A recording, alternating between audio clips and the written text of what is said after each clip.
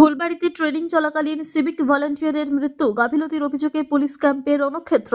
শিলিগুড়ি সংলগ্ন ফুলবাড়ির 12 নম্বর ব্যাটালিয়ন ক্যাম্পে ট্রেনিং চলাকালীন এক সিভিক ভলান্টিয়ারের আকস্মিক মৃত্যুকে কেন্দ্র করে চরম উত্তেজনা ছড়িয়েছে। মৃতের নাম পঙ্কজ বর্মন। তিনি কোচবিহারের মাথাভাঙা থানায় কর্মরত ছিলেন এবং এখানে 6 দিনের বিশেষ প্রশিক্ষণে অংশ নিতে এসেছিলেন। প্রাথমিক সূত্রের খবর, রবিবার রাতে ক্যাম্পে থাকাকালীন পঙ্কজবাবু হঠাৎই অসুস্থ বোধ করেন এবং হৃদরোগে আক্রান্ত হন। সহকর্মীদের দাবি, পঙ্কজ অসুস্থ হওয়ার সঙ্গে সঙ্গে সেখানে কর্তব্যরত সেন্ট্রিও ঊর্ধ্বতন কর্তৃপক্ষকে জানানো হয়েছিল, কিন্তু অভিযোগ উঠেছে কর্তৃপক্ষ দ্রুত চিকিৎসার ব্যবস্থা করার পরিবর্তে সময় নষ্ট করে। সময়মতো চিকিৎসা ও হাসপাতালে নিয়ে যাওয়ার পর্যাপ্ত সুযোগ না মেলায় তার মৃত্যু হয়েছে বলে দাবি বিক্ষোভকারীদের।